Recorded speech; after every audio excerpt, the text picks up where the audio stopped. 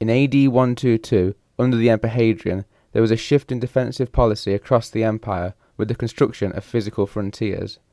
The stones that stretched 80 Roman miles from the Solway in the east to the Tyne in the west were the gravestones of the boundless empire immortalized by Virgil in the divine promise of Imperium Sine Fine. Here we shall examine the different components of Hadrian's wall, including the mile castles, turrets, vallum and war ditch.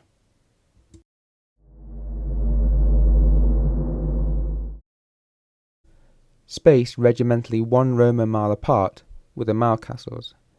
These small forts were attached to the south of the wall, and despite varying external dimensions, they average around 60 feet squared internally. Most mile castles had gates on both the north and the south wall, although ones situated atop large cliffs, such as Mile Castle 35, had blank north walls. Along with the forts, mile castles provided 79 gateways through the wall. Mile castles were used in an attempt to control the movement of both humans and goods. Traffic had to move through one of the 79 gateways, which allowed the army to monitor what passed through their fortifications. Some certainly envisaged the peaceful movement of civilians, merchants and farmers through the wall. These people may have faced a similar style of regulation that was exercised on the Rhine and Danube frontiers, in which to enter, Tacitus tells us, one had to disarm, pay a toll, and move under escort. Mile castles which have been excavated rarely produce traces of accommodation for more than a dozen soldiers. Taking the turrets into account, this allows for a small wall garrison of between 1,000 and 1,500 troops. Excavations have also revealed the impression of heather and straw which are consistent with organic carpeting. Mile castles, and the wall in general, was not a line to be defended. Instead, it was a springboard for attack. The Romans favoured meeting the enemy in the open, where its superior discipline, organisation and training gave them the advantage. Indeed, evidence from some mile castles has suggested the stationing of cavalry forces on the wall, which would have been used to meet raiders well in advance of the frontier. These structures were, however, military fortifications, and the question as to whether civilians were allowed to pass through them, regardless of the nature of their business, has never been fully appreciated.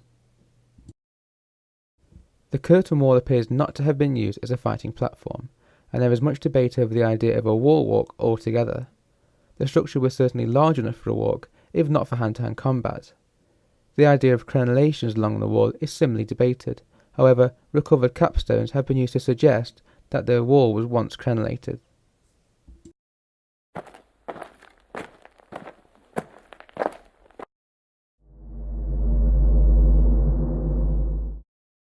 Two turrets were situated between each mile castle along the wall. The primary role of the turrets appears to be one of observation. During the first phase of the wall, before the addition of the forts, the bulk of the army continued to lie in the Staingate forts a few miles to the south. This is detectable in the course the wall takes, often sacrificing a good view to the north in order to retain a view to the south. It has been suggested that turrets and mile castles would have signalled to the troops on the Staingate, from which the army would have marched north to engage the enemy. As with the mile castles, the turrets were physically anchored into the frontier curtain. There is only evidence for the layout of the ground floors of turrets. Halves appear to be common, although their location varies. Exceptionally, halves in turrets 10A and 18B were placed on the entrance threshold and were incompatible with a functional door. It has been suggested that the ground floor served as a mess area containing food waste and broken equipment. The design of the turrets, as with the mile castles, is debated. A single voussoir from turret 44B suggested arched windows. However, window glass has only been found at 5 sites, so most windows would probably have been open or shuttered. Access between levels is believed to have been achieved through wooden ladders. The roof style is similarly debated.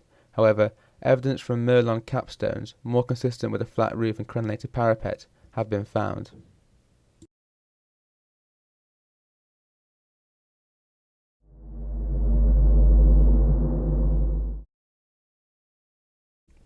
Around 120 feet south of the curtain wall ran the vallum. Much has been written on the function of the vallum, but no firm conclusion reached.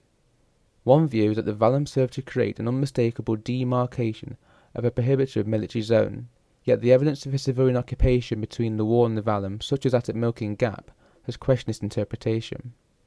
What is certain is that it was essential for the vallum to be continuous. Unlike the wall ditch, which was left unfinished in areas owing to the difficulty of cutting through solid rock, the vallum was completed over the entirety of the wall. The earthwork consisted of a central ditch with a mound set back on either side. The total size was over 120 feet, with a trench in excess of 5 feet deep.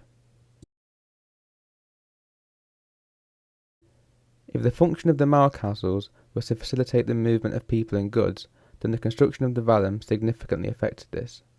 Crossings of the vallum were only provided at forts, which effectively reduced the number of crossings through the wall from 79 to 15. The vallum funneled traffic through the forts by creating an obstacle in which livestock and civilians would have great difficulty in crossing.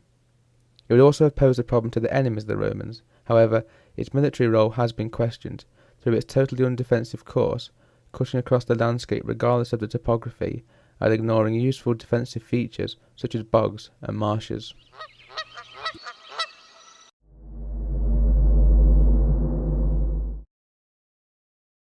North of the curtain wall ran the wall ditch. The ditch was around 4 foot wide and 4 foot deep. With the exception of Mile-Castle 50, no causeway has been found across the wall ditch. Unfortunately, so little excavation of the ditch has been carried out that we do not know if timber bridges were constructed, or if the causeways were later removed during the abandonment of Hadrian's Wall in the 5th century. This does, however, have major implications for both the military and bureaucratic function of the wall.